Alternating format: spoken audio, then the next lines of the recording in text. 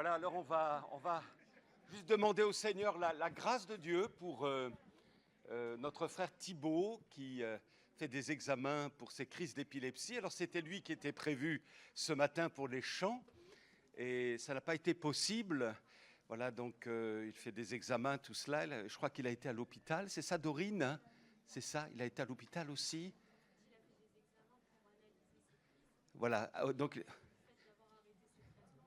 Voilà, donc il a fait des examens pour analyser les crises, et comme il a dû arrêter son traitement, du coup, ça a engendré des crises d'épilepsie.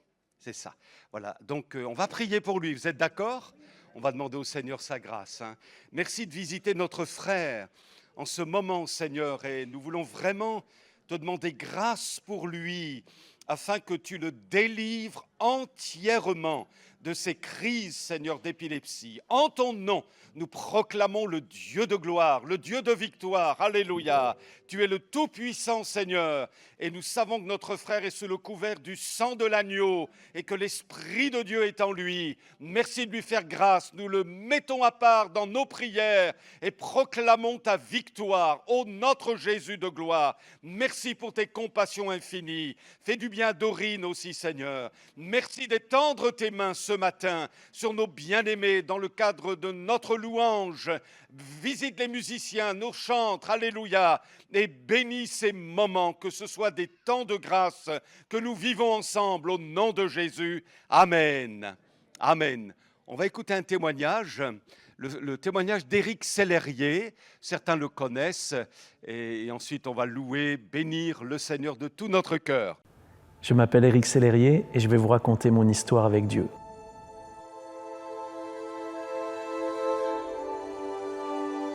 Lorsque j'étais enfant, dans une église catholique, j'ai fait ma communion.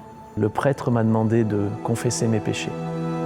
Et moi, je l'ai fait de tout mon cœur d'enfant. J'ai confessé tout ce que je faisais de mal. Et j'ai expérimenté la paix de Dieu, que Dieu est vivant, que Dieu est réel et qu'il donne la paix. Et puis j'ai finalement vite oublié cette expérience. Je suis devenu un adolescent qui voulait goûter à tout, les philosophies, les drogues, les plaisirs. Et ça m'a emmené dans de bien mauvaises expériences.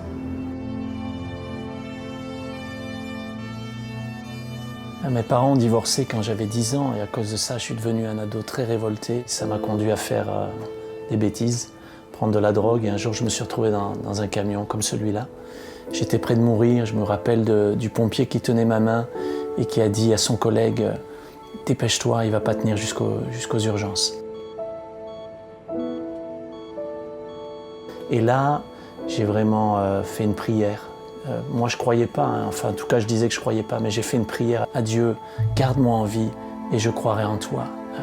Je te supplie de me garder en vie. Puis quand je suis sorti de l'hôpital, j'ai vite oublié ma prière et j'ai repris ma vie d'avant. Jusqu'au jour où plus tard, des gens m'ont invité chez eux. Et j'ai été touché par cette famille, par leur amour, par leur amitié, par leurs liens familiaux. Et ils m'ont parlé de Jésus. Ils m'ont dit que j'avais besoin de Dieu. Ils m'ont invité dans une église. J'ai entendu le pasteur qui prêchait et j'ai entendu parler de l'amour de Dieu pour moi, de la mort de Jésus sur la croix. Mais surtout, comme si Dieu me disait à ce moment-là, souviens-toi de ta prière quand tu étais dans l'ambulance. Souviens-toi de ce qui s'est passé dans ta vie quand tu étais enfant. C'est le moment de croire en moi. Ce jour-là, j'ai pris la décision de dire à Jésus, sauve-moi, change ma vie, transforme-moi. Et quelque chose d'extraordinaire s'est passé dans ma vie. La paix de Dieu, cette blessure qui était là à cause du divorce de mes parents, c'est comme si elle avait été refermée. À partir du jour où Jésus est venu dans ma vie, quelque chose a vraiment commencé à changer ce jour-là. Maintenant, on va dire que je suis quelqu'un qui vit serein, qui a la paix. Donc je peux attester aujourd'hui que Dieu est vivant, que Jésus est réel et que ça vaut la peine de suivre Dieu et de le connaître.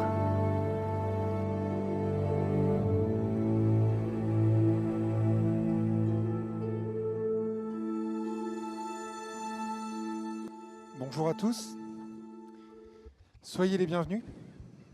C'est pas juste une formule, hein, vraiment soyez les bienvenus dans la maison du Seigneur. Ce témoignage, moi, ça me touche parce que il parle pas de l'arrêt de l'épreuve forcément, mais il parle de douceur de Dieu dans l'épreuve. Et ça, moi, ça me touche parce que on passe tous par l'épreuve, tous par des moments difficiles, mais le Seigneur est là. Le Seigneur nous soutient, nous montre sa grâce, et ça, c'est un bonheur, une grâce, une vraie bénédiction. Donc je veux aussi que ça puisse vous encourager, frères et sœurs, vous qui passez par la difficulté. Et ce matin, je veux qu'on puisse déclarer aussi notre Dieu ce matin, qu'on puisse vraiment proclamer le nom du Seigneur. Et on va commencer par un chant qui nous dit « Hosanna ». Un chant s'élève. J'ai envie de louer mon Dieu ce matin. Est-ce que vous avez envie de louer, d'adorer le Seigneur? Alors allons-y.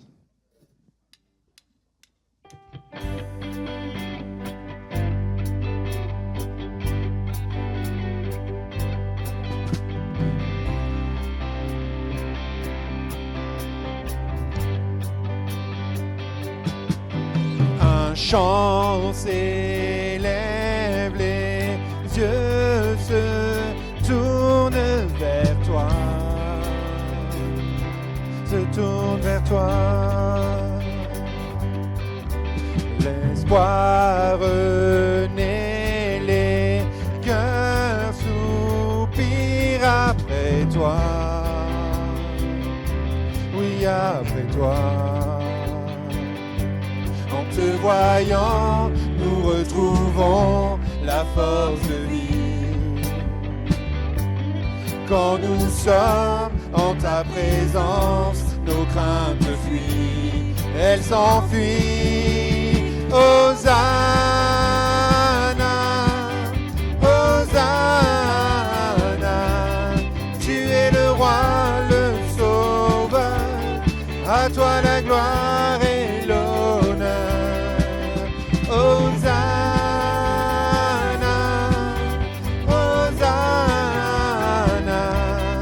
nous t'accueillons parmi nous, sois le bienvenu, ô Jésus. Entends le son des cœurs qui reviennent à toi, reviennent à toi. Dans ton royaume, les vies brisées sont restaurées, sont restaurées. En te voyant, nous retrouvons la force de vie.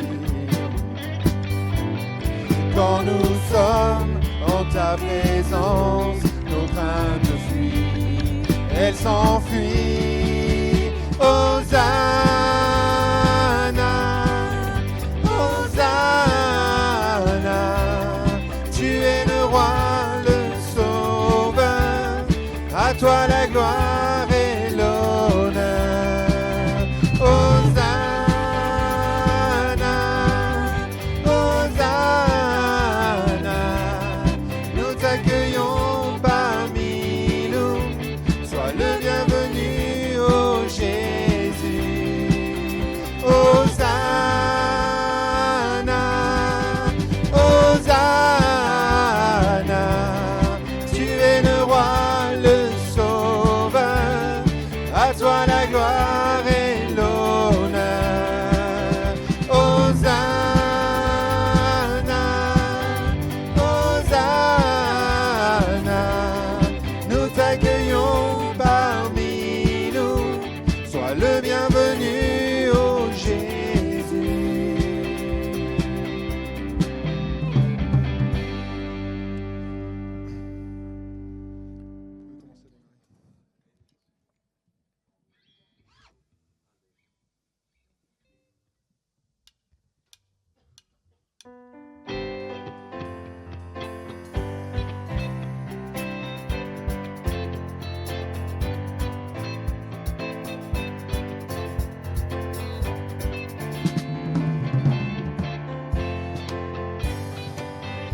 Dans le monde entier, tu es souverain sur chaque torrent et soleil couchant. Mais mon seul désir, Seigneur, mon seul choix, dans ma vie sois toujours le roi.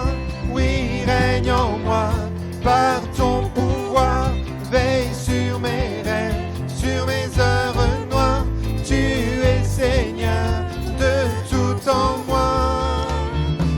ma vie sois toujours le roi.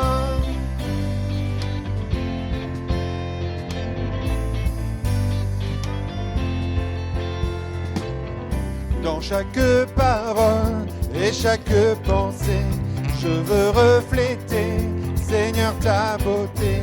Il n'est rien au monde plus précieux que toi. Dans ma vie, sois toujours le roi. Oui, règne en moi par ton pouvoir. Veille sur mes rêves, sur mes heures noires. Tu es Seigneur de tout en moi. Dans ma vie, sois toujours le roi.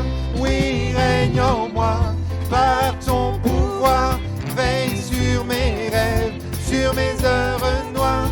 Tu es Seigneur de tout en moi. Dans ma vie, sois toujours le roi.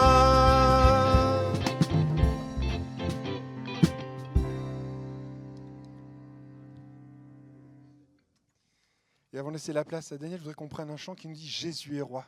C'est ce matin, nous avons vraiment envie de montrer, de déclarer que notre Seigneur est au-dessus de tout et qu'il est notre roi, qu'il est celui qui a fait quelque chose dans notre vie. Donc vraiment ce matin, déclarons-le de tout notre cœur.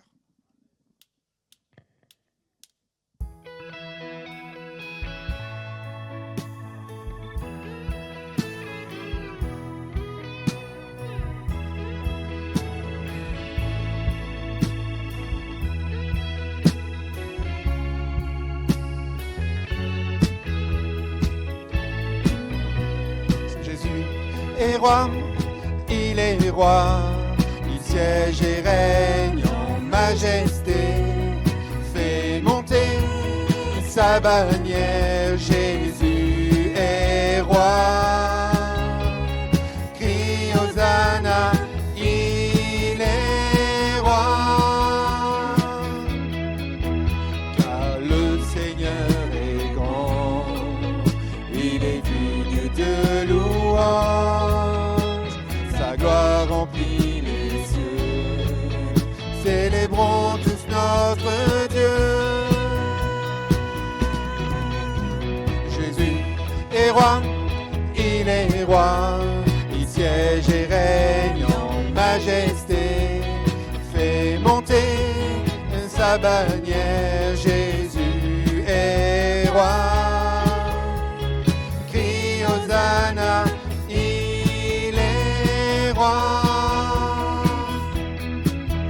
Satan est désarmé et l'enfer est dépouillé, les démons sont enchaînés, Jésus-Christ a triomphé. Jésus est roi, il est roi, il siège et règne en majesté, fait monter sa bannière, Jésus est roi. Crie Hosanna, il est roi. Crie Hosanna, il est roi. Une dernière fois. Crie Hosanna, il est roi.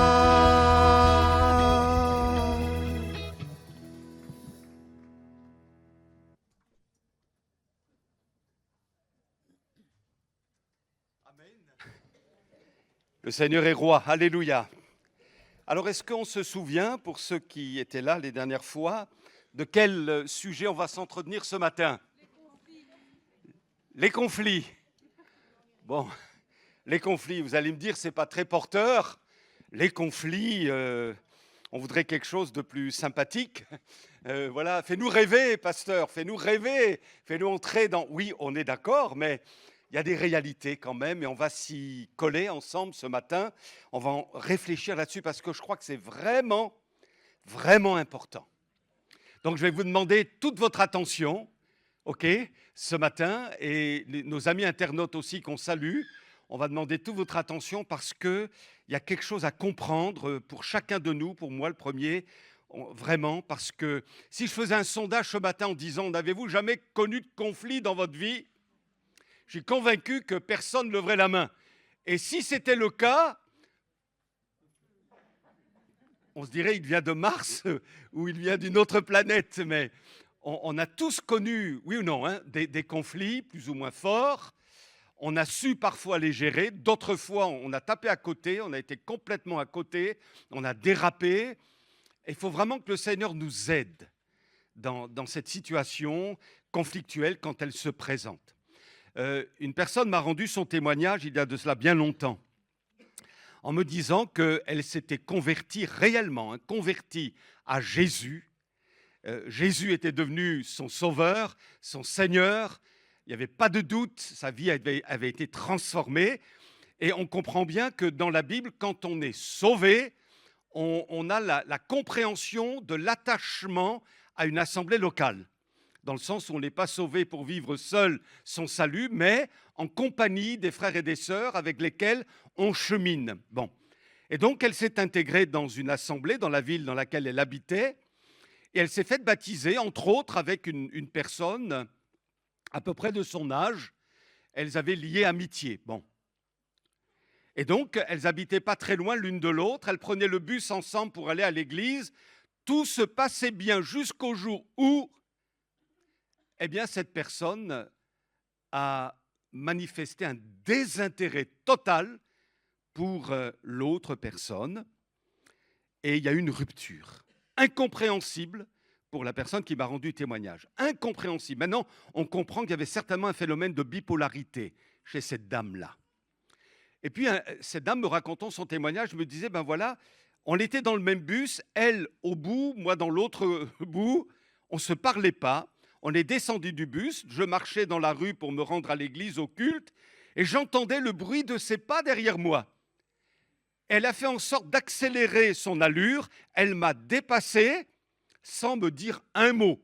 Vous imaginez l'ambiance? Elles sont arrivées toutes les deux à l'église, et je vous assure que la personne qui me rendait témoignage avait le cœur gros. Et elle se disait, mais c'est incroyable.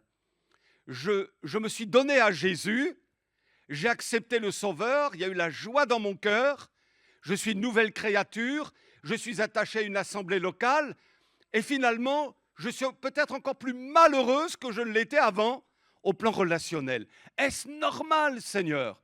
À tel point qu'elle s'est dit, je vais quitter l'église. Si c'est pour avoir des ennuis comme ça, si c'est pour avoir des contrariétés comme ça, c'est pas la peine, je vais rester chez moi. Et une petite voix intérieure lui disait, qu'on peut attribuer au Saint-Esprit, lui disait, non, non, reste, persévère, accroche-toi, accroche-toi. Et elle s'est accrochée envers et contre tout. Mais vous voyez, la situation n'était pas simple.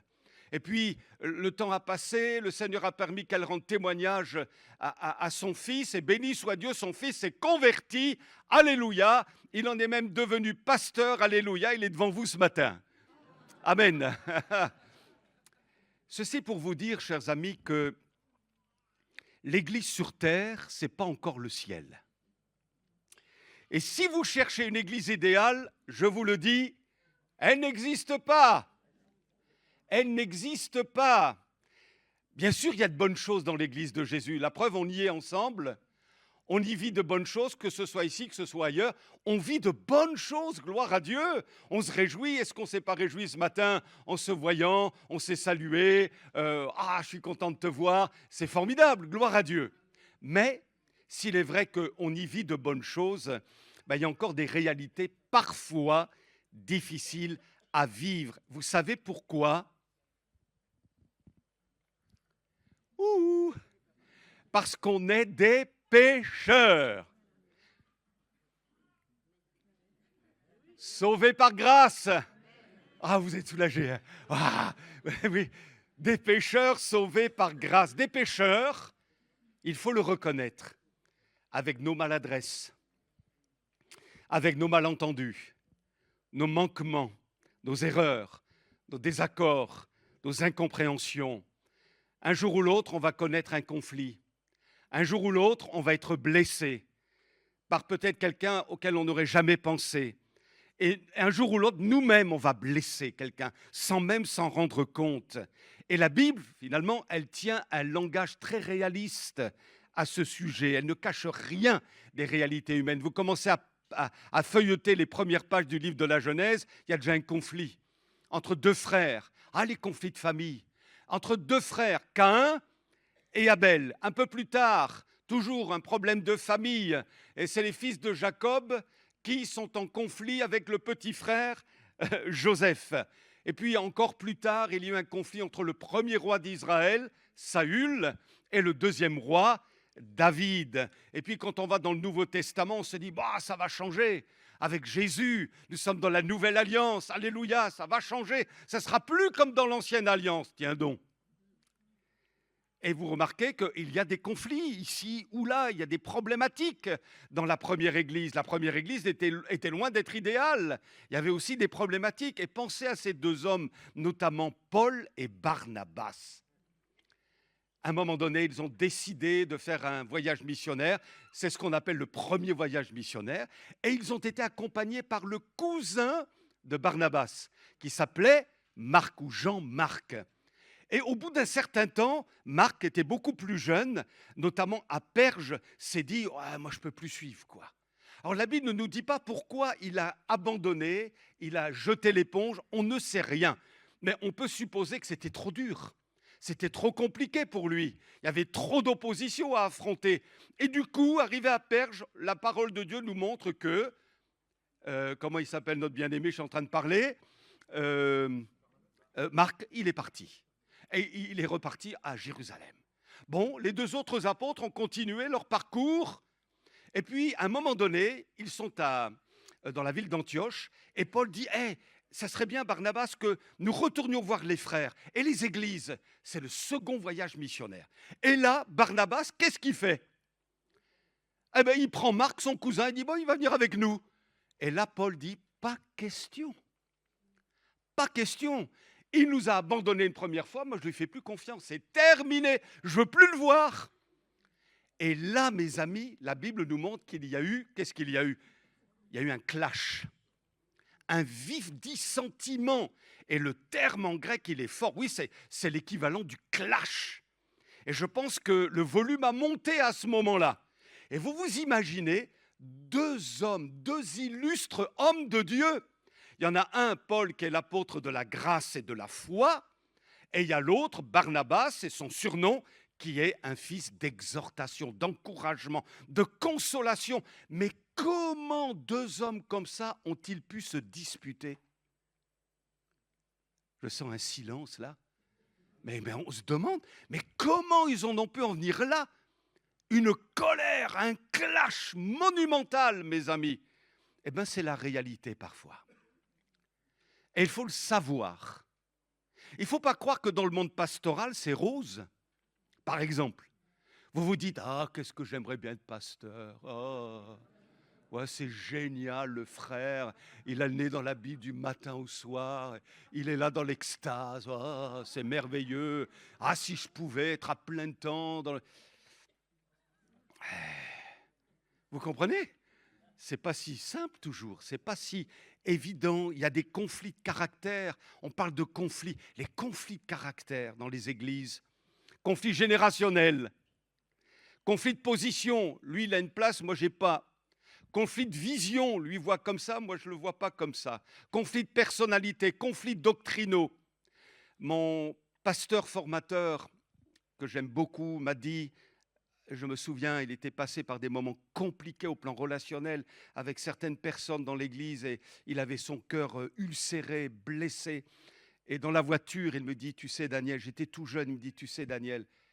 Et pourtant, c'est un homme vraiment de paix. Il me disait, la chose la plus difficile au monde, ce sont les relations humaines. Et je crois qu'un monde sans conflit aujourd'hui, là, sur cette terre, c'est impossible. Ça n'existe pas. Les politiciens sont là pour nous le démontrer. Les nations sont en conflit les unes contre les autres, aujourd'hui encore. Dans le monde du travail, il y a parfois de la jalousie, de la rivalité, de la compétition, de l'orgueil, de l'égoïsme, bref, des conflits. Et puis chez les voisins, ce n'est pas toujours évident avec les voisins. Vous commencez à couper votre haie, Et par malheur, vous avez fait tomber quelques brindilles de l'autre côté, dans le jardin du voisin d'à côté. C'est le déclenchement des hostilités. Les familles, on en parlait tout à l'heure, c'est pas toujours rose dans les familles. Je pense par exemple à la mienne, pour ne parler que de la mienne, mais je suppose que chez vous, c'est peut-être pas évident non plus. Mais j'ai une tante qui est maintenant décédée et qui n'a plus jamais eu de... Elle a 3 filles, 3 cousines avec qui j'ai joué quand j'étais gamin. Et puis, au bout d'un certain temps, il y a 2 de ses filles qui lui ont tourné le dos. Et ça a duré à peu près 35 à 40 ans. Jamais elles n'ont téléphoné à leur mère, écrit une carte. Elles ont montré leurs propres enfants. Ma tante n'a pas connu ses petits-enfants. J'ai ses 2 filles. Et quand elle est morte, au moment de l'enterrement, les 2 filles qui lui avaient tourné le dos 35 à 40 ans avant ne sont pas venues au service d'inhumation. C'est des réalités conflictuelles, mes amis, c'est dur. Et que dire des couples?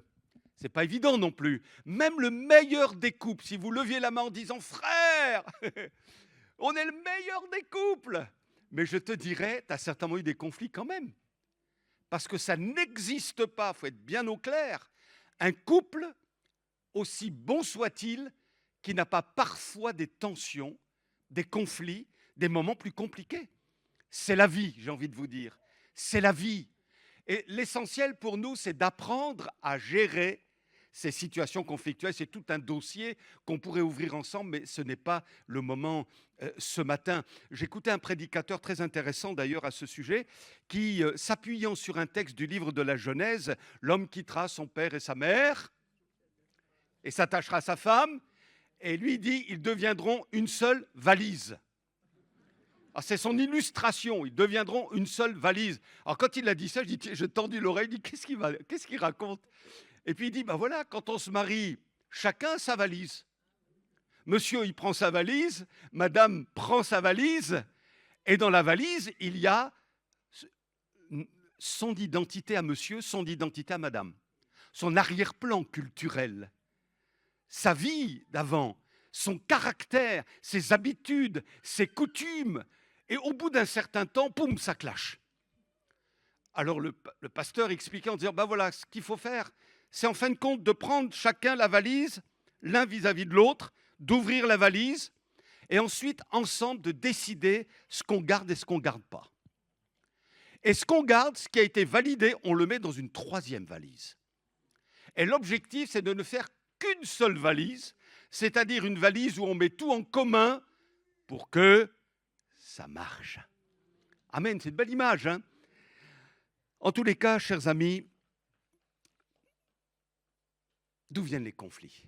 La Bible dit, dans Jacques 4, verset 1, « D'où proviennent les conflits et les querelles entre vous? N'est-ce pas des désirs égoïstes qui combattent sans cesse en vous ?» Des désirs égoïstes, le moi quelque part, le caractère non crucifié, voyez, l'orgueil, les fiertés mal situées, etc. Alors, je me pose la question ce matin, je vais être pratique avec vous. On fait quoi avec ça? Oui, ok, frère, c'est un constat. Il peut y avoir des conflits. Oui, on en a dans notre famille, on en a dans notre couple, on en a peut-être dans l'église, on en a au travail. Oui, frère, ok, c'est le constat, d'accord. Mais on fait quoi avec ça? Alors, je vous propose 2 choses. D'abord, un verset biblique et ensuite une citation. Vous êtes d'accord? Ça va être affiché. Le verset biblique, on aurait pu en citer pas mal, mais c'est Romains 12, 18 dans la version Bible du Semeur, BDS, Bible du Semeur. Autant que possible, ou autant que cela dépend de vous. Et dans la mesure, mais c'est ça, oui, autant que possible, et dans la mesure où cela dépend de vous, vivez en paix avec tous les hommes. Ça ne dépend pas toujours de nous. Nous, on veut, mais tout dépend de la partie en face, si vous voulez.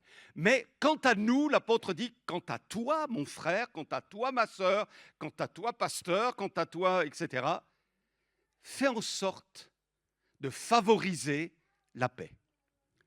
Ne crée pas toi la tension, ne crée pas toi la dispute, ne crée pas toi la division, mais sois un artisan de paix autant que cela dépend de toi. L'autre, après, accepte ou n'accepte pas, c'est sa responsabilité. Mais toi, tu fais tout pour que ce soit possible. Amen. Hein. Et la citation, c'est un poète serbe qui a dit ça, notamment. De tout ce que l'homme bâtit et réalise, rien n'est meilleur et n'a plus de valeur que des ponts. Je le recite. De tout ce que l'homme bâtit et réalise, rien n'est meilleur et n'a plus de valeur que les ponts. Et Jésus est celui qui illustre parfaitement cela. Alors qu'il y avait un gouffre énorme entre nous tous, et le Dieu 3 fois saint, eh bien, le Seigneur, par l'œuvre de la croix, a créé un pont pour nous rapprocher de Dieu. Et pour nous rapprocher de Dieu, il faut passer par Jésus. Crucifié, ressuscité, monté à la droite de Dieu le Père, que le nom du Seigneur soit béni. Alors que nous étions haïssables, pécheurs, condamnés, Jésus ne nous a pas jugés. Il est venu pour porter notre condamnation à notre place sur la croix. Et lui, finalement, sans regarder à notre péché, il a créé le pont pour que nous soyons réconciliés. Béni soit Dieu. Et à l'image de Jésus, ah Seigneur, aide-nous, aide-moi. Nous sommes appelés à être les ambassadeurs, des réconciliateurs, des agents de conciliation au nom du Sauveur Jésus. Et chacun d'entre nous, alors que le Seigneur nous aide dans la pratique, ce n'est pas si facile, on va le voir tout à l'heure, mais que chacun d'entre nous soit des bâtisseurs de ponts. Il y a un problème ici, il y a un problème là, qu'est-ce que je peux faire pour créer un pont? Pour créer un pont. Même si ton enfant est plus que haïssable, ou ton mari, ton épouse, ou le frère un tel, ou le pasteur un tel, Jésus n'a pas regardé à ça. Il a créé le pont.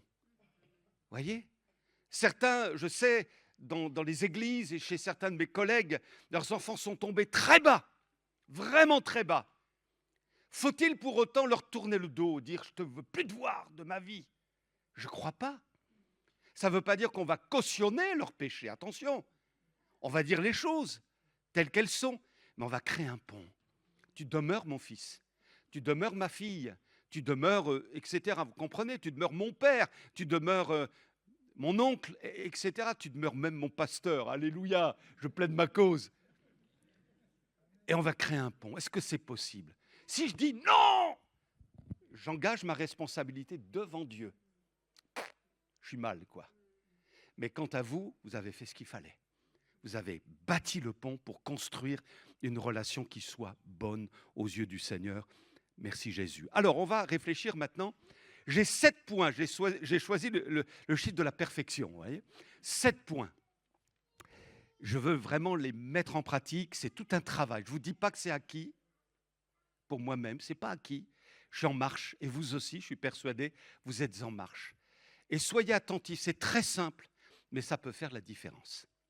C'est très simple. 7 points qui sont de nature à favoriser la paix dans une situation conflictuelle. Le premier point, demander de l'aide au Seigneur. C'est la première chose. Comme vous l'avez l'habitude de m'entendre dire, il faut tout transformer en prière. Il faut tout transformer en prière. Et avant d'avoir une discussion à l'horizontale avec notre vis-à-vis, il faut avoir une discussion en verticale avec notre Dieu. Ça, c'est important. Parce que si on s'emballe dans les conversations pour essayer de régler le problème sans le secours de Dieu, on est mal. On est vraiment mal. Parce que nous, on ne va pas réussir. Avec les meilleures intentions possibles, on ne va pas réussir. On a besoin du Seigneur. On a besoin de son esprit. On a besoin de son aide. Alléluia. Dans le psaume 39, je vous cite verset 10, il est dit, l'homme de Dieu dit, voici, je veux rester muet. C'est rare ça. C'est rare. Et notamment dans une situation conflictuelle. Vous avez vu les gens rester muets dans une situation conflictuelle? C'est là qu'il y a dramatisation des choses. C'est là que ça s'emballe. c'est là que tout est disproportionné, les passions s'enflamment. Est-ce vrai ou pas? Vous avez quelqu'un de gentil, sympa, bonjour, bonjour, tout ça. Vous commencez à être en conflit avec cette personne, vous ne la reconnaissez pas. Elle défend son bout de gras, vous ne la reconnaissez pas. Les passions sont exacerbées, mais c'est incroyable. Et lui, l'homme de Dieu dit, voici, je veux rester muet. Waouh! Ne plus ouvrir la bouche. Et tout de suite après, il dit, car c'est toi qui agis. Waouh! Merci Seigneur. Hein. C'est-à-dire, il y a un temps pour tout. Et lui, il comprend qu'il faut que je me tienne devant Dieu. Il faut que je prie, peut-être même que je jeûne, que je cherche le Seigneur, que j'expose ma situation à Dieu, que j'ouvre mon cœur, que je déverse le trop-plein de mon cœur, ce qui est bon, ce qui n'est pas bon. Il faut que tout ça, ce soit au pied du Maître. Et Seigneur, tu vas agir. Je ne sais pas comment tu vas faire. Peut-être que tu vas me transformer moi-même. Peut-être que tu vas transformer la personne elle-même. Peut-être que tu vas mettre ta main là où il y a le conflit. J'en sais rien. Mais je me présente devant toi. On se souvient de Moïse. Là encore, problème de famille. Sa sœur Myriam et son frère Aaron ont dit « On n'est pas d'accord, Moïse, on n'est pas d'accord. » Quoi, qu'est-ce qui se passe? Qu'est-ce qui se passe? Il avait déjà pas mal sur les épaules, hein, avec 2 millions de personnes à gérer. « Ouais, on n'est pas d'accord, tu as pris une femme éthiopienne, on n'est pas d'accord avec ça, on n'est pas d'accord. » Dans tout le texte, dans le livre des Nombres, chapitre 12, Moïse, il ne bronche pas. Vous relirez, hein? Il ne bronche pas. La seule chose qu'il fait, c'est qu'il va prier pour Myriam, sa sœur, en demandant qu'elle guérisse, parce que non seulement Moïse il est blessé, mais Dieu est blessé pour son serviteur, qui est fidèle à ses yeux. Il est blessé, et du coup il va frapper de lèpre Myriam. Et Moïse donc ne s'exprime que pour une seule chose, Seigneur, guéris-la. Waouh! Amen, hein?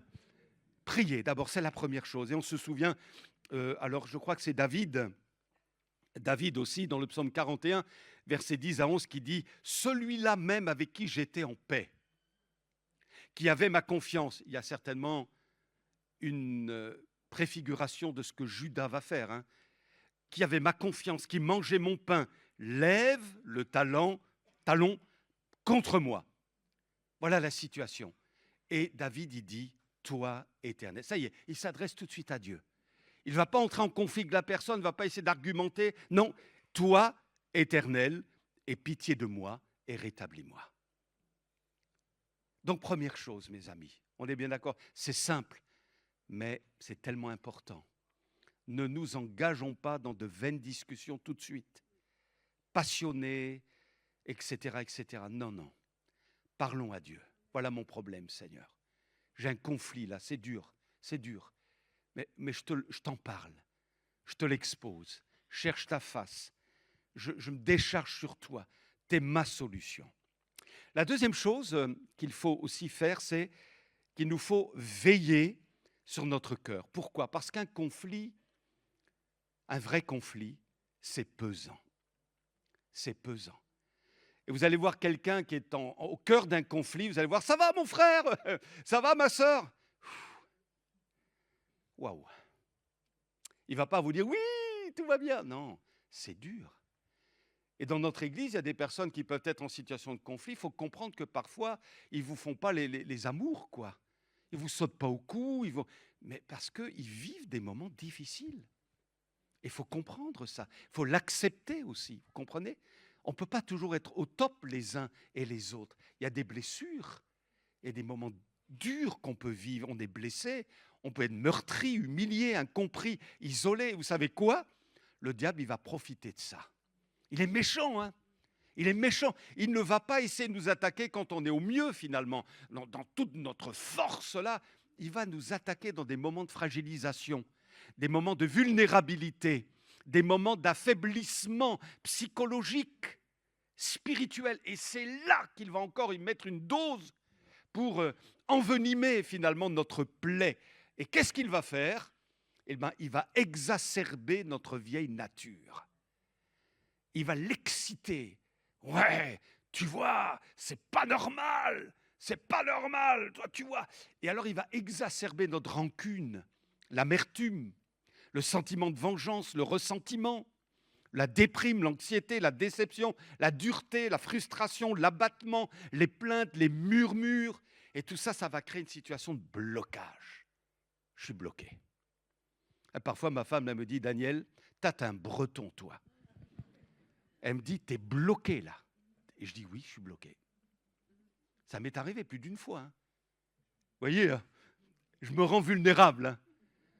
Mais oui, je suis bloqué. Je suis comme ça. Je suis né comme ça. On est breton, la tête dure parfois. Vous voyez, c'est. Mais je crois que c'est le cœur de l'homme. Hein. Oui, je suis bloqué. Je suis bloqué. Je peux plus. Je peux pas. Je suis bloqué, quoi. Waouh. On fait quoi avec ça? Et c'est là qu'il faut faire très attention. Il faut veiller sur son cœur. Et là, ça nous renvoie évidemment à la parole du Seigneur qui dit garde ton cœur plus que toute autre chose, car de lui viennent les sources de la vie. Est-ce que les sources de la vie continuent de couler dans mon cœur ou est-ce qu'il y a eu du poison dans ces sources? Eh bien, Seigneur, aide-nous, on a besoin dans des situations conflictuelles, et ça c'est un grand défi qu'on doit tous relever avec la grâce de Dieu, on a besoin surtout de ramener la paix dans notre cœur. Parce que quand on est vraiment meurtri, notre cœur peut être méchant. On ne s'en rend même plus compte. Vous voyez? Il est meurtri, il est blessé. La souffrance occasionne parfois des comportements étranges chez nous. Et il y a des gens qui sont parfois agressifs. Vous voyez? Agressifs. Et qu'est-ce qu'il a? Mais qu'est-ce qu'il a? Ben, tout simplement parce que c'est sa souffrance qui parle. C'est sa souffrance qui parle, vous voyez? Et on a besoin de ramener la paix dans le cœur. Mais j'ai une bonne nouvelle pour chacun de nous. Le prophète Jérémie dit, je te guérirai. C'est Dieu qui parle à travers lui. Je te guérirai, je panserai tes plaies. Amen. Hein? Il m'a envoyé, dit le texte biblique, parlons de Jésus, pour guérir ceux qui ont le cœur brisé. Il ne cassera pas le roseau abîmé, selon une version, n'éteindra pas la mèche qui fume encore, jusqu'à ce qu'il ait fait triompher la justice. Dieu est juste. Il établit sa justice. Tôt ou tard, même si nous, peut-être, on est dans une situation désavantagée et qu'on est écrabouillé, un jour ou l'autre, Dieu fait justice. Gloire à Dieu. Donc, veillez sur son cœur. Maintenant, une troisième piste de réflexion, quand on est en situation conflictuelle, attention à nos paroles. J'ai lu dernièrement l'histoire incroyable d'un pompier qui a été arrêté au bout d'un certain temps. Vous savez pourquoi? Parce que c'était lui qui déclenchait les feux. Un pompier pyromane. Ça ne va pas ensemble, hein? Un pompier pyromane. Et voyez-vous, en tant que chrétien, quelque part, notre vocation à nous, c'est d'éteindre les feux. Enfin, normalement, quoi. Vous n'avez pas l'air convaincu. Hein? On est d'accord, hein? Voilà, il faut éteindre les feux, parce que le diable, il déclenche des feux partout. Donc, il faut que on éteigne les feux. C'est notre rôle, à chacun d'entre nous. Mais vous imaginez des chrétiens pyromanes, quoi. Des chrétiens discutailleurs, disputeurs. Il y a un paradoxe, quelque part. Et là où il y a le problème par excellence, c'est les mots qu'on prononce. Parfois, on les prononce mal. C'est pourtant vrai ce qu'on dit, mais on le dit mal. Par exemple, si vous parlez à votre épouse en disant « donne-moi la serviette », où est le problème, quoi? Vous voyez? Mais on le dit mal. Vous avez essayé, mes frères, de parler comme ça? On le dit mal. Plutôt que de dire « ma chérie, est-ce que tu peux me donner la serviette? Tu serais mignonne. » Ce n'est pas la même chose, vous êtes d'accord? En fait, on dit la même chose, mais on ne le dit pas de la bonne manière. Et là, je vous le dis clairement, frères et sœurs, clairement, je me mets dedans, hein, mais on ne sait pas toujours faire. Et nous, chrétiens, on est parfois tellement gauche. Oh ben moi, je dis ce que je pense. Moi, c'est comme ça. Moi, je dis des choses. Hein. Frère, moi. Voilà. Mais Ben non, justement. Il faut apprendre à parler le langage d'un homme, d'une femme régénérée par le Saint-Esprit. C'est ça. Et ça change tout, quelque part. Donc, c'est souvent nos propos qui déclenchent des feux. Et voyez comment encore la Bible nous enseigne à ce niveau-là. Par exemple, dans le psaume 141, verset 3, Bible du Sommeur, « Que ma bouche, ô Éternel, reste sous ta surveillance. Veille aux portes de mes lèvres. » Psaume 39, verset 2, « Je vais me surveiller pour ne pas pécher en parole. » Un peu plus loin. Proverbe 13, 3, « Qui veille sur ses paroles préserve sa vie. » Oh, j'aurais pas dû dire ça. Et ça nous empêche de dormir, quoi. J'aurais pas, ça m'arrive parfois, je dis, mais pourquoi j'ai dit ça? Oh, mais mince, quoi. Si j'avais pu revenir en arrière, le problème, c'est qu'on ne peut pas rattraper certaines choses qu'on a dites. Qui veille sur ses paroles préserve sa vie, mais celui qui ouvre grand la bouche court à sa ruine. Proverbe 15, 1, une réponse douce apaise la colère, mais une parole blessante excite l'irritation. Et le fameux texte de Jacques 3, 2, chacun de nous commet des fautes, ou bronche, selon une autre version. Chacun de nous commet des fautes de bien des manières. Mais celui qui ne commet jamais de faute dans ses paroles est un homme parvenu à l'état d'adulte, capable de maîtriser aussi son corps tout entier. Amen. Waouh, ça va? Que Dieu nous soit en aide, hein? On a vraiment besoin de la grâce de Dieu. Après, une autre piste encore en situation conflictuelle, apprendre à se remettre en question. Apprendre à se remettre. On remet en question la personne avec qui on est en conflit, mais ça ne va pas que dans un sens. Et ça, c'est compliqué. Je dois reconnaître, c'est vraiment compliqué. Autrement dit, c'est le défi de l'objectivité. Il faut être objectif, pas subjectif. Il faut accepter d'être objectif. Et ça, c'est compliqué. Ça, c'est compliqué. Il faut que Dieu nous aide. Finalement, ce n'est pas toujours l'autre qui a tort à 100%. Pas toujours. Ça m'est arrivé, sans doute vous aussi, avec mon épouse, de regarder un paysage. Vous savez, il y a des grands paysages au bord de mer, avec des lunettes spéciales, vous voyez. Vous mettez 1 euro dedans, et puis vous regardez dans la lunette et vous voyez tout le paysage. C'est vraiment super. Et donc, je me souviens d'une situation où j'avais dit, tiens, regarde là, Patricia, il y a un super paysage là-bas, ouais, génial. Allez, regarde maintenant, regarde. Alors, elle prend la lunette, puis elle dit, je vois pas. Je vois pas. Mais si, regarde, là, c'est un peu à droite, là. Non, je vois pas. Par contre, elle voyait autre chose que moi, je n'avais pas vu. Vous comprenez? Ça veut dire qu'on a des approches parfois différentes. L'un voit la chose de telle manière, et l'autre, qui n'a pas forcément tort, voit la chose d'une autre manière. Et voyez-vous, je dis c'est complexe. Et je reviens à Paul et Barnabas, dans cette histoire de rupture et de conflit. Quelle était la question qui a été posée finalement, qui est sous-jacente à cette affaire? C'est quoi? Eh bien, c'est la deuxième chance. Paul, lui, dans son raisonnement, dit « Je ne donne pas une deuxième chance au jeune Marc. Je ne donne pas. » Et il raisonne. Et il n'a pas forcément tort. Quand on vous a trompé, quand on a trompé votre confiance, dites-moi, frères et sœurs, on a trompé votre confiance. Ben, ce n'est pas facile après. Ce n'est pas si simple que ça, on va dire. Hein.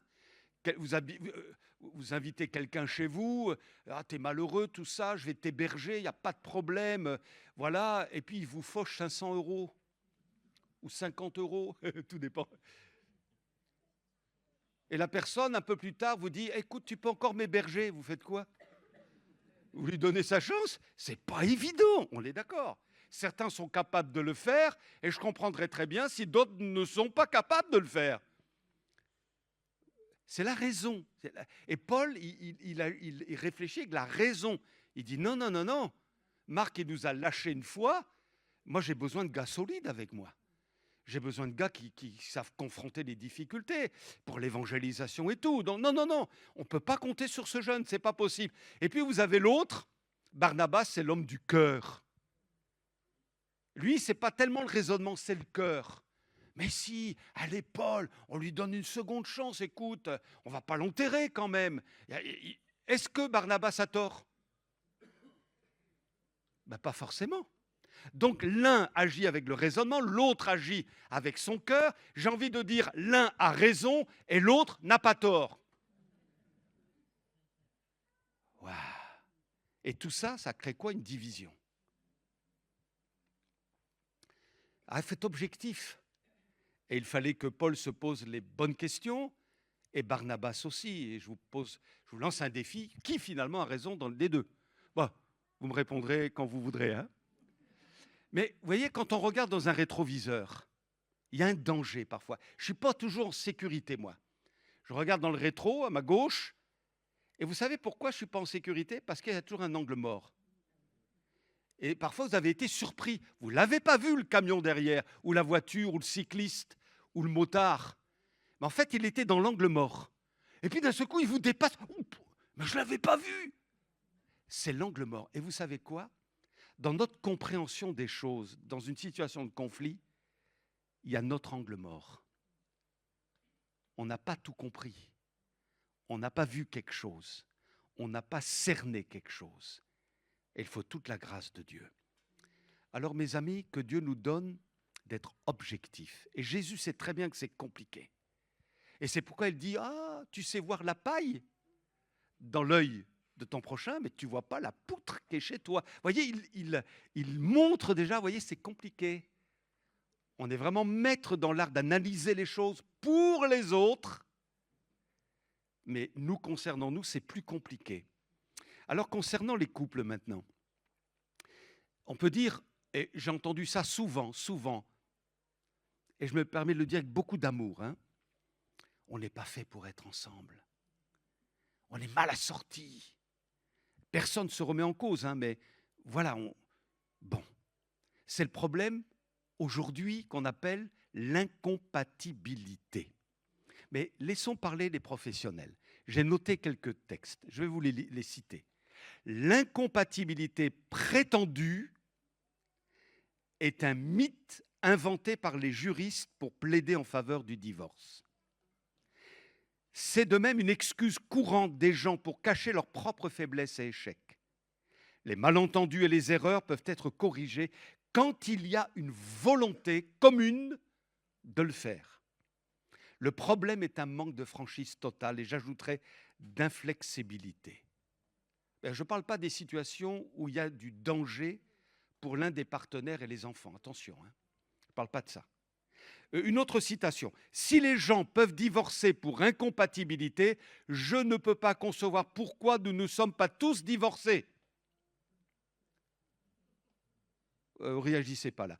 Si les gens peuvent divorcer pour incompatibilité, je ne peux pas concevoir pourquoi nous ne sommes pas tous divorcés. Ça va? Et une autre citation, chacun d'entre nous a une capacité infinie pour l'aveuglement. Je peux vous blâmer pour tous mes problèmes, mais le fait est que ce n'est pas de l'incompatibilité, c'est l'égoïsme et une réticence à changer. Et enfin, le mariage est un processus de toute une vie pour surmonter nos différences. Je relis. Le mariage est un processus de toute une vie pour surmonter nos différences. Et la question fondamentale dans cette affaire, c'est quoi? C'est de dire, si l'autre a besoin de changer, moi aussi. Et vous savez, dans les églises, quand on commence à opérer un processus de changement, c'est difficile. Waouh! Parce que dans la nature humaine, il y a une opposition au changement. On n'aime pas changer. Vous voyez, on n'aime pas le changement. c'est un peu normal, on va dire, hein. On aime bien être dans une situation sécurisée, pas trop inconfortable. Et puis quand on est assis dans cette situation, il ne faut pas qu'on change. Ah non, non, non. Et donc, le changement, c'est compliqué. Mais pour nous, au plan personnel, il faut accepter de changer. J'ai une petite diapo à ce sujet, regardez. Qui veut changer? Tout le monde dit « Ouais !» Vous voyez, si je faisais le sondage ce matin, ouais, vous seriez pareil. « Ouais !» Non. Qui veut que ça change? Pardon. Qui veut que ça change? Qui veut que ça change?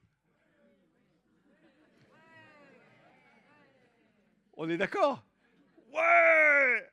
On est tous d'accord. Qui veut changer?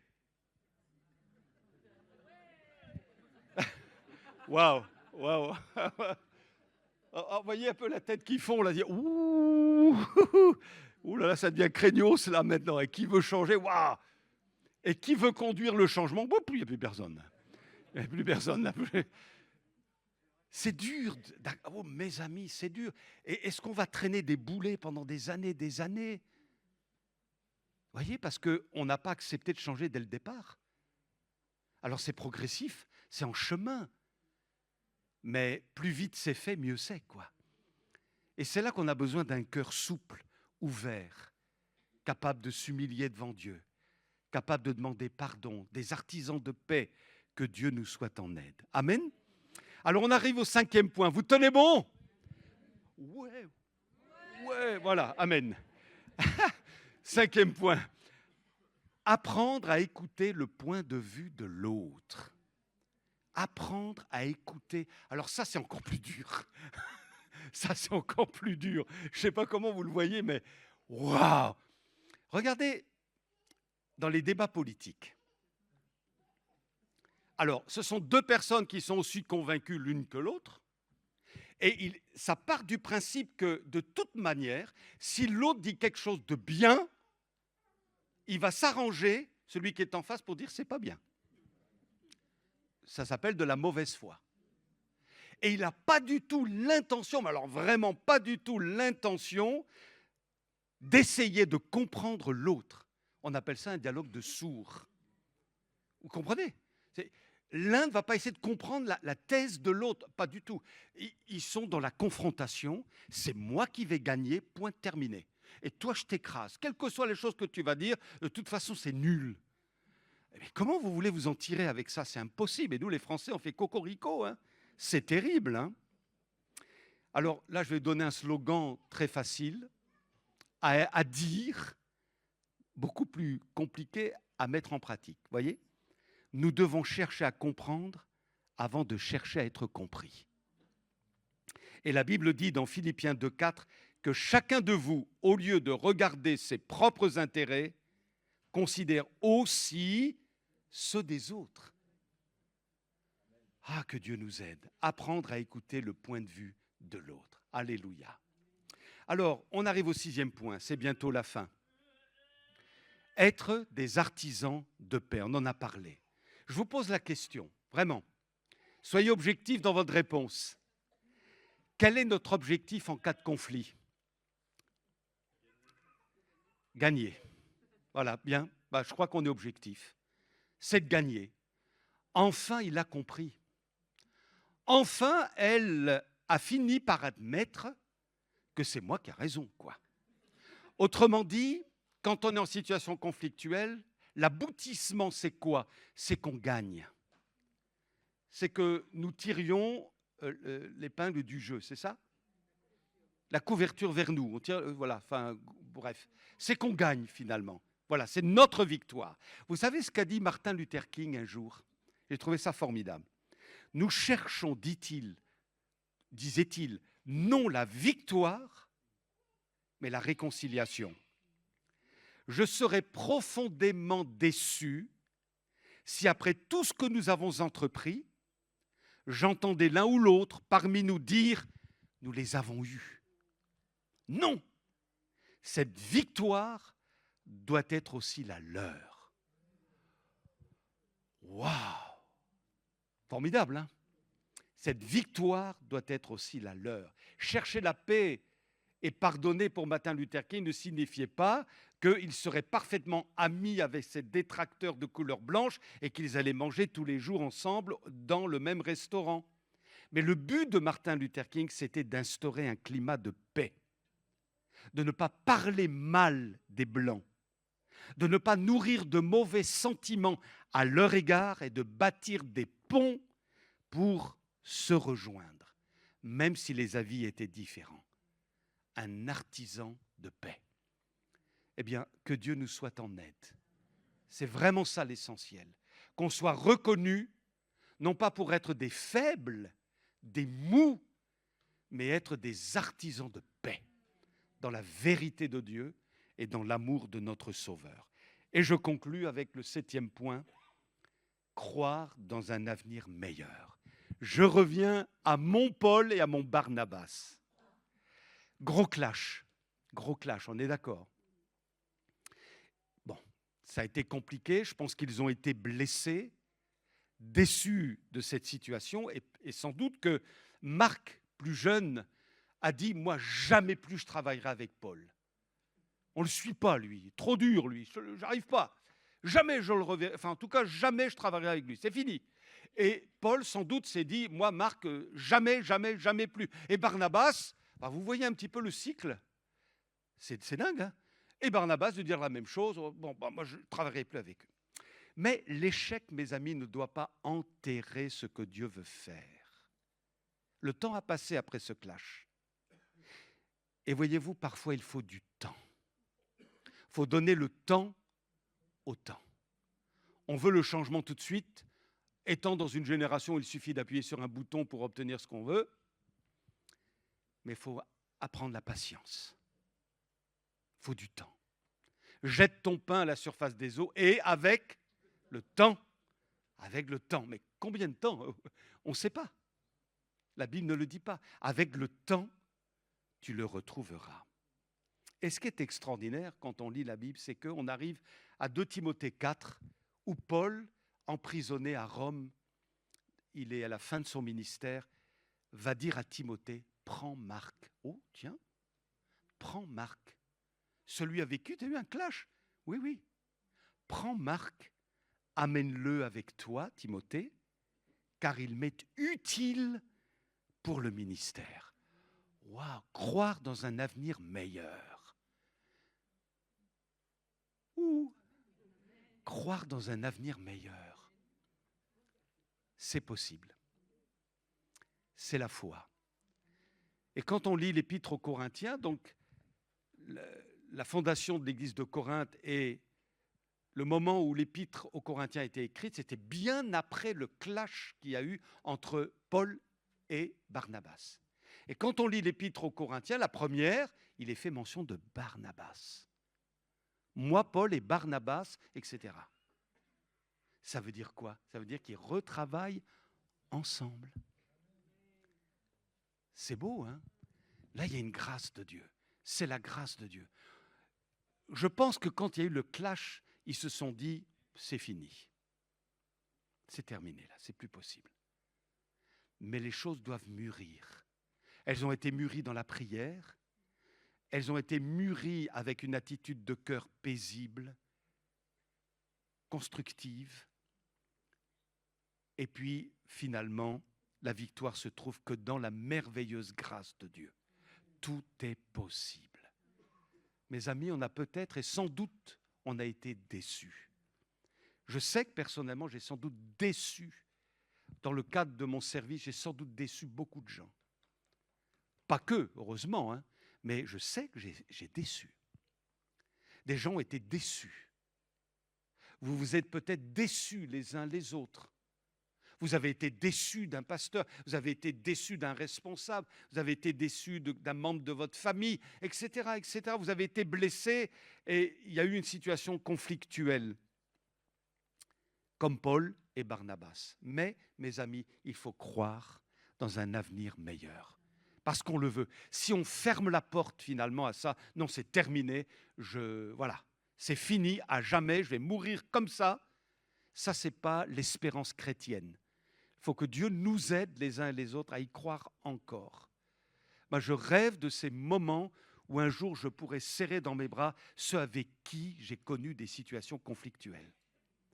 Ah, ça serait formidable. Je serais tellement heureux de pouvoir leur dire, allez, c'est fini tout ça, on passe à autre chose, on va aller dans le ciel avec ce problème réglé, c'est fini tout ça. Et ce serait un poids dans mon cœur qui, vous voyez, qui partirait certainement.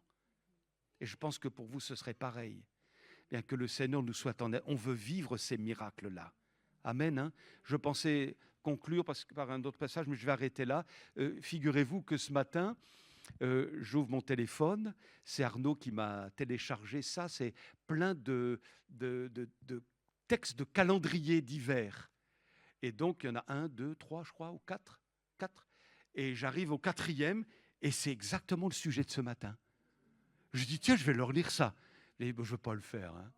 Vous demanderez à Arnaud de vous télécharger l'application et vous pourrez le lire. Alléluia. Et c'est exactement ça. Je dis, tiens, ça tombe vraiment bien, quoi. C'est exactement ça. Puis il le dit bien en plus, quoi. Il le dit bien. Et que le Seigneur nous aide. Vous voyez, alors tout ça, on a entendu.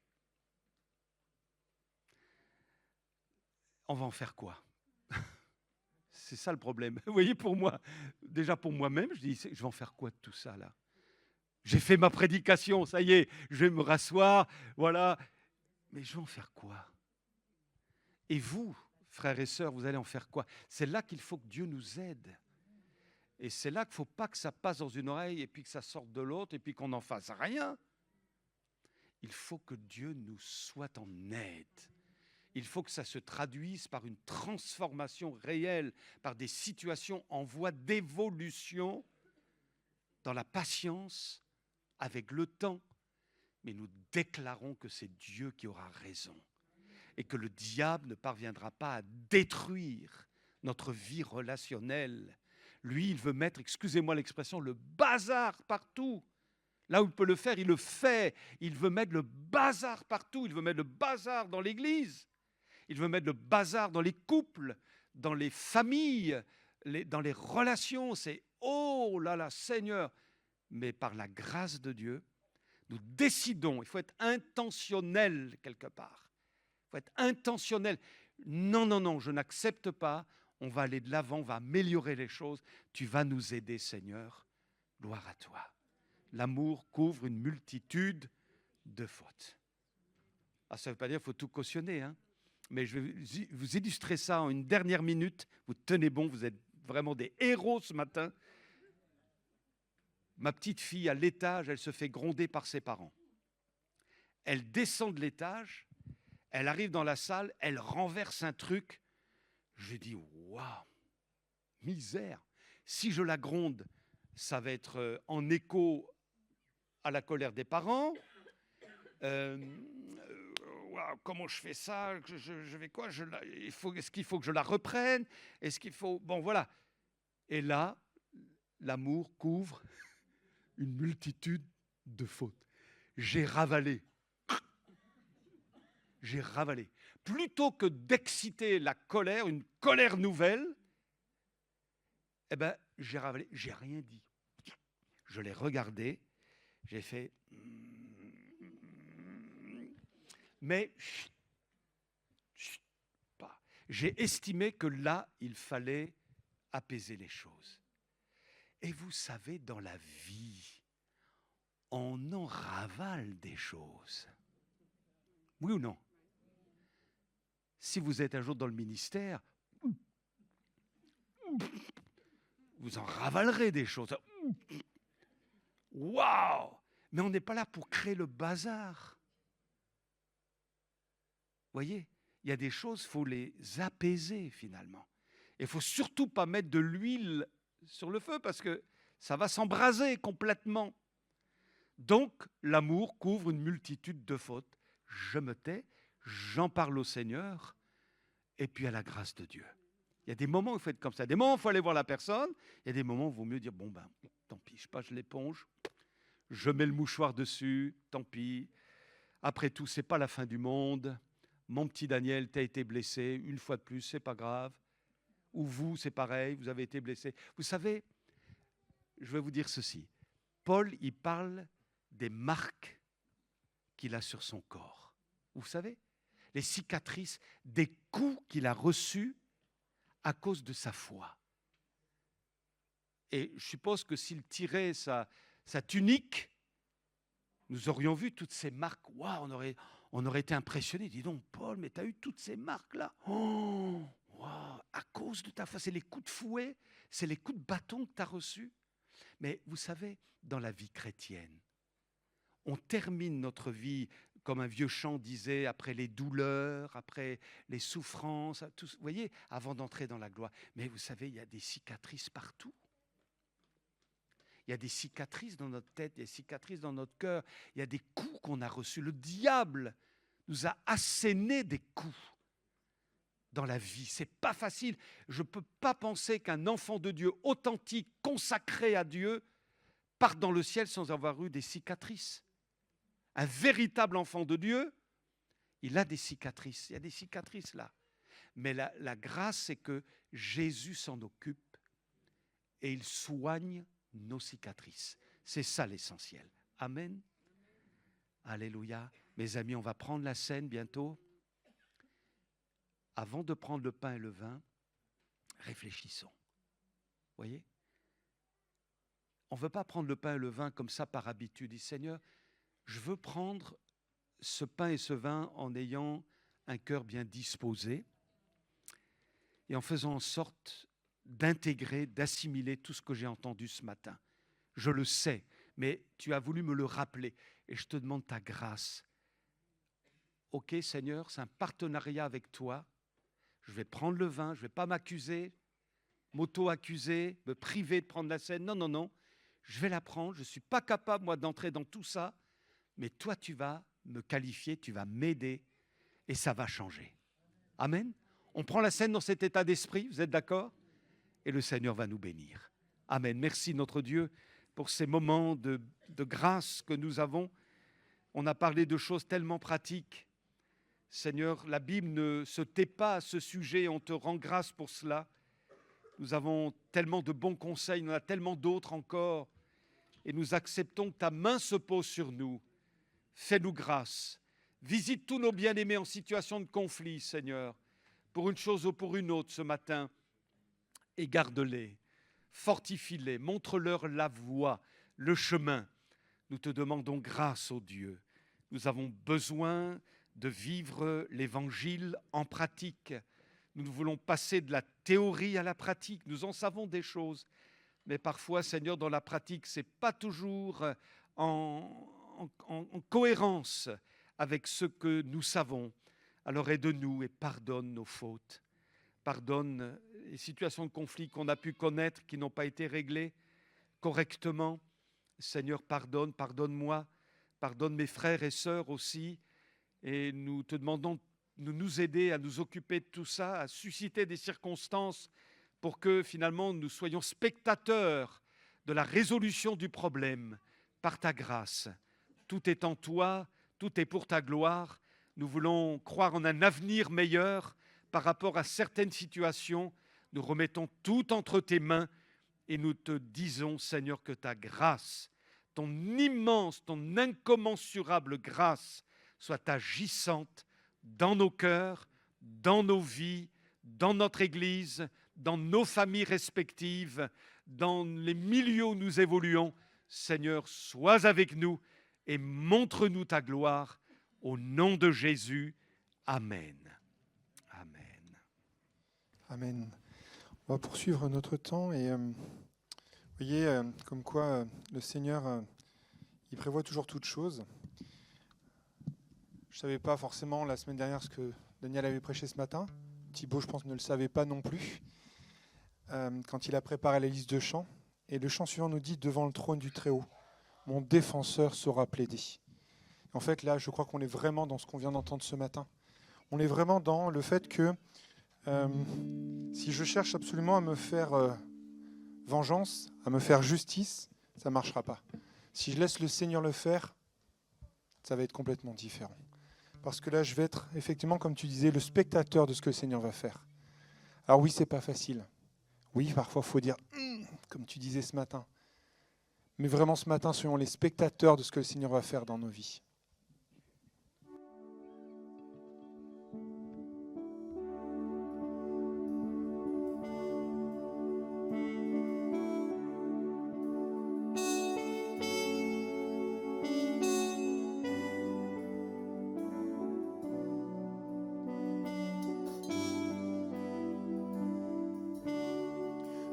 Devant le trône du Très-Haut, mon défenseur saura plaider.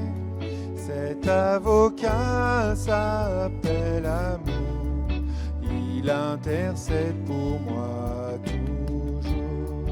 Mon sang est gravé sur ses mains, mon nom est inscrit sur son cœur. Puisqu'il défend ma cause au ciel, nul ne pourra me condamner. Nul ne pourra me condamner.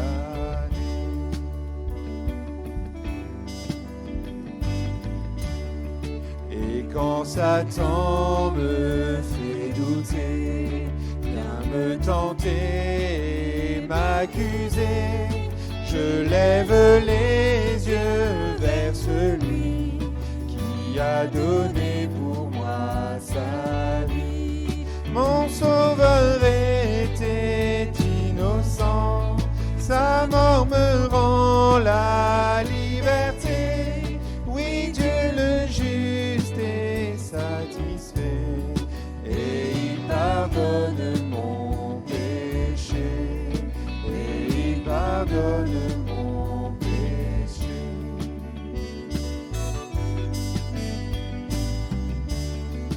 Voyez l'agneau ressuscité, il est le roi plein de bonté. Non, il ne changera jamais. Lui, ma justice, mon bien, ma paix. En lui, j'ai la vie éternelle. Par son sang, il m'a racheté. Pour toujours, ma vie est cachée en Jésus, mon sauveur, mon Dieu. En Jésus, mon sauveur, mon Dieu.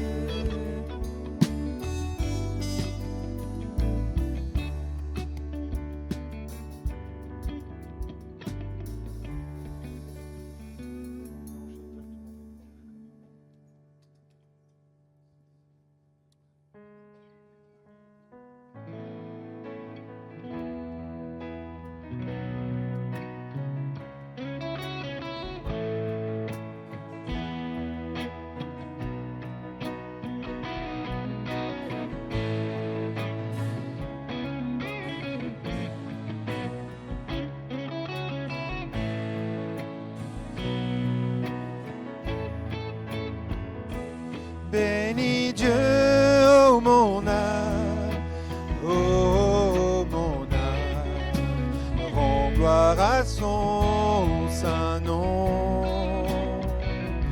Oh, chante comme jamais, oh mon âme, rends gloire à son saint nom. Voici l'aurore, l'aube d'un nouveau jour. Pour toi un chant doit s'élever devant ce qui m'attend et ce qui pourrait arriver. Qu'à la fin du jour je te chante encore. Bénis Dieu, oh mon âme, oh mon âme, rends gloire à son saint nom. Oh, chante comme jamais, oh mon âme, rends gloire à son saint nom. Riche en bonté et lent à la colère, son nom est grand et ton cœur est bon.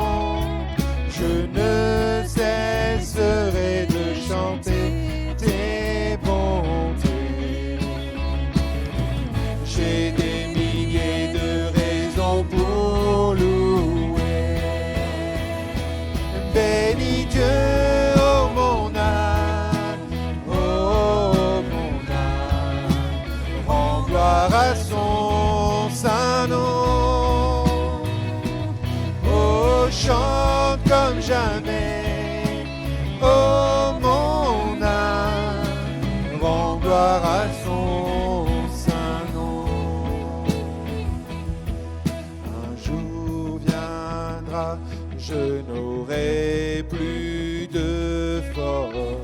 Mon heure venue, la fin sonnera. Pourtant mon âme chantera tes louanges. Pendant des milliers d'années, oui, sans fin. Bénis Dieu, oh mon âme, oh mon âme, rends gloire à son saint nom. Oh, chante comme jamais, oh mon âme, rends gloire à son saint nom. Bénis Dieu, oh mon âme, oh mon âme, rends gloire à son saint nom. Oh, chante comme jamais, oh mon âme, rends gloire à son saint. L'église seulement. Bénis Dieu, oh mon âme.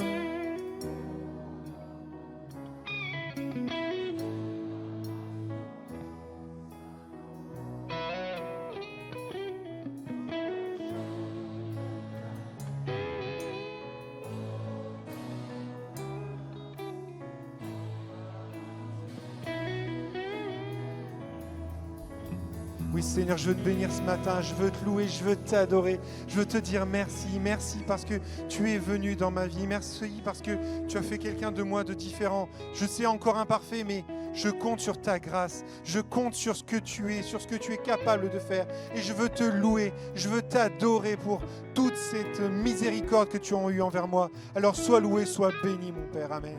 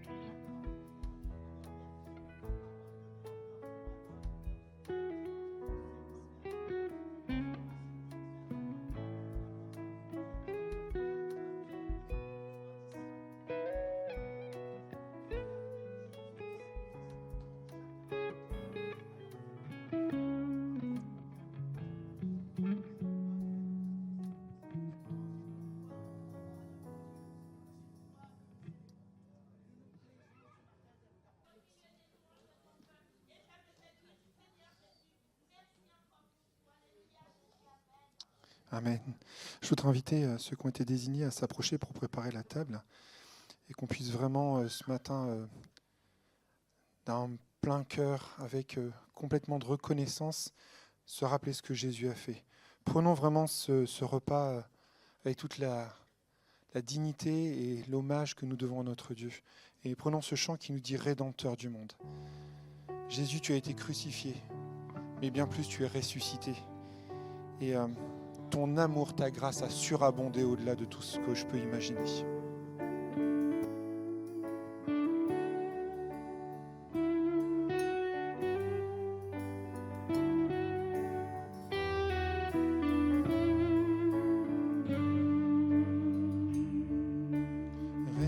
Rédempteur du monde, Jésus-Christ, le Fils de Dieu, ta joie et ta paix m'inondent, toi l'agneau venu des cieux. Merci notre Père d'avoir donné Jésus, ton Fils, et d'envoyer ta lumière par le Saint-Esprit. Rédempteur du monde, pour nous tu fus crucifié. Ton amour, ta grâce abonde, ô glorieux ressuscité. Merci notre Père d'avoir donné Jésus, ton Fils, et d'envoyer ta lumière par le Saint-Esprit. Un jour dans la gloire, je verrai ta face, je vivrai sous ton regard, sauvé par sa grâce. Merci notre Père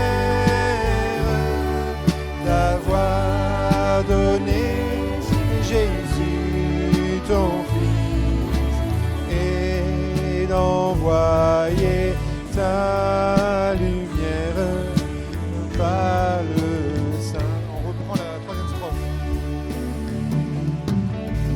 Un jour dans la gloire, je verrai ta face, je verrai ta face, je vivrai sous ton regard, sauvé par ta grâce.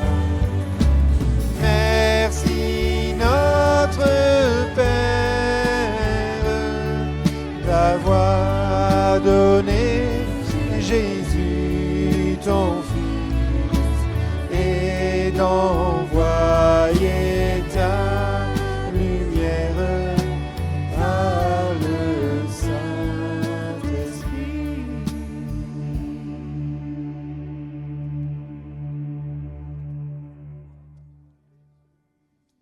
Continuons de louer, continuons d'adorer notre Seigneur.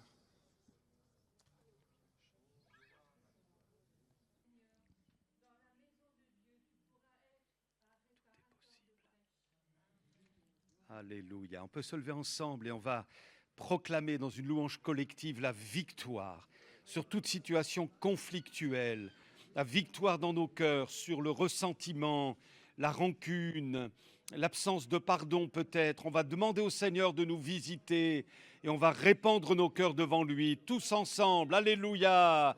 Seigneur, on a besoin de toi. On a besoin de ton attouchement. On a besoin de guérison intérieure. On a besoin que tu viennes panser nos blessures. On a besoin de devenir ambassadeur de réconciliation. On a besoin d'être artisans de paix. Viens à notre secours ce matin. Nous donnons gloire à ton nom et nous voulons triompher, Seigneur, de toutes les tentatives du malin de nous faire dévier du chemin. Alléluia! Tu fais de nous, Seigneur, des disciples accomplis. Tu nous donnes de marquer notre différence avec l'esprit revanchard du monde. Gloire à toi, Seigneur. Alléluia! Pendant que nous te louons, tu passes dans nos rangs. Tu nous libères. Alléluia! Tu guéris les malades. Oh, tu fais tomber les chaînes. Seigneur, visite-nous, touche-nous. On a besoin de sainteté. On a besoin de victoire sur le péché, sur notre nature humaine. Gloire à toi, Seigneur. Bénis les couples au milieu de nous. Bénis les personnes seules. Étends tes mains sur nos familles. Étends tes mains sur notre Église. Étends tes mains sur toutes les églises environnantes. Oh, nous voulons la paix de Dieu pour démontrer au monde qu'on peut vivre autrement. Alléluia. Merci Seigneur. Nous voici devant toi pour célébrer ta gloire, pour dire merci pour ta patience. Merci pour ta fidélité à notre égard. Merci parce que tu ne désespères pas de nous. Tu ne désespères pas des situations compliquées que nous traversons parfois. Gloire à toi, Seigneur. Le baume de Dieu dans nos cœurs. Ah, tu viens cicatriser nos plaies. Alléluia. Tu viens nous libérer, Seigneur, par rapport aux offenses que nous avons subies. Tu viens nous libérer. Gloire à Dieu. Le diable, maintenant, n'a plus de droit dans nos vies. Oh, merci à toi, divin Maître. Au nom précieux de Jésus, notre glorieux Sauveur. Amen, amen, amen. Alléluia, amen, amen.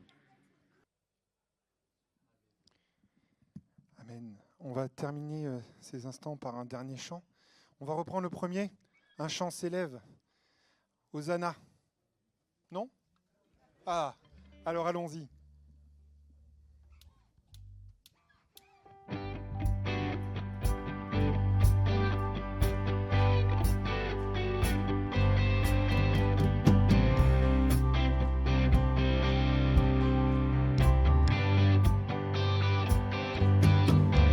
Un chant s'élève, les yeux se tournent vers toi, se tournent vers toi. L'espoir renaît, les cœurs soupirent après toi. Oui, après toi. En te voyant, nous retrouvons la force de vie. Quand nous sommes en ta présence, nos craintes fuient, elles s'enfuient. Hosanna, Hosanna, tu es le roi, le sauveur. À toi la gloire et l'honneur. Hosanna, Hosanna, nous t'accueillons parmi nous. Sois le bienvenu, ô Jésus. Entends le son des cœurs qui reviennent à toi. Dans ton royaume, les vies brisées sont restaurées. En te voyant, nous retrouvons la force de vivre. Quand nous sommes en ta présence, nos craintes fuient, elles s'enfuient. Hosanna, Hosanna, Hosanna, tu es le roi, le sauveur, à toi la gloire et l'honneur. Hosanna, Hosanna, nous t'accueillons parmi nous. Sois le bienvenu, ô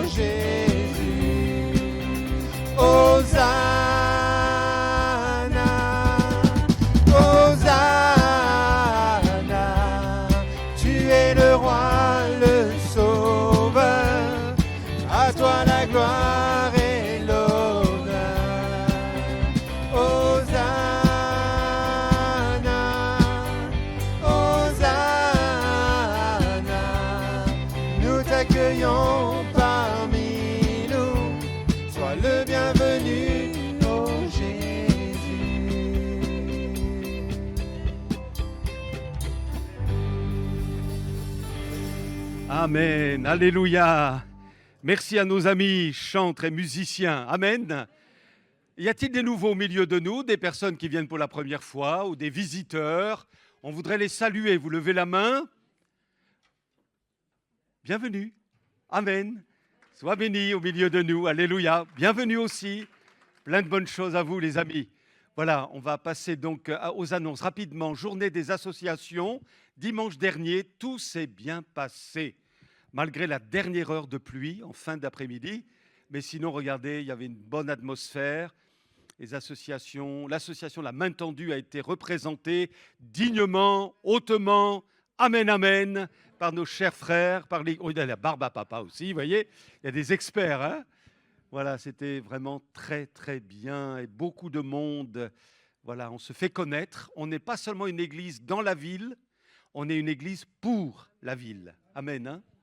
Rendez-vous de la semaine, donc le mardi, intercession le matin, Zoom à 19h. On est un petit peu plus nombreux que la première fois. Rejoignez-nous, on se fait du bien.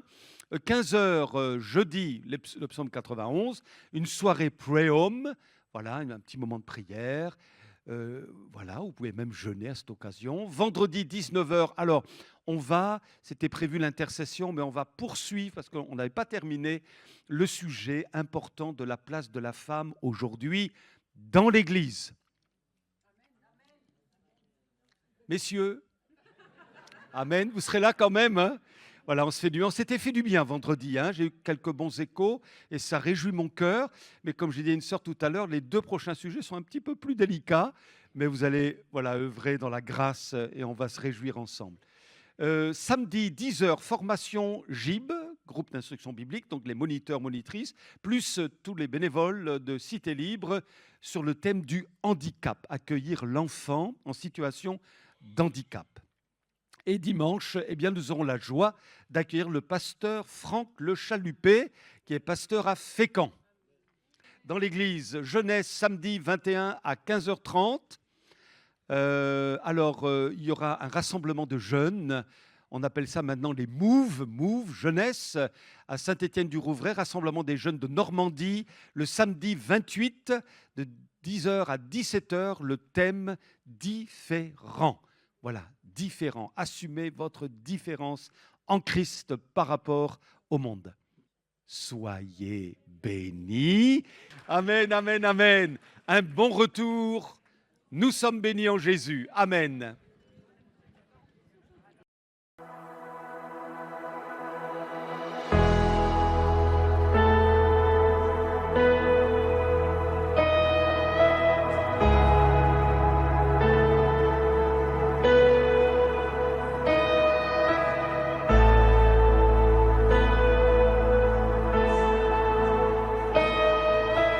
I just want to speak the name of Jesus over every heart and every mind. 'Cause I know there is peace within your presence. I speak Jesus.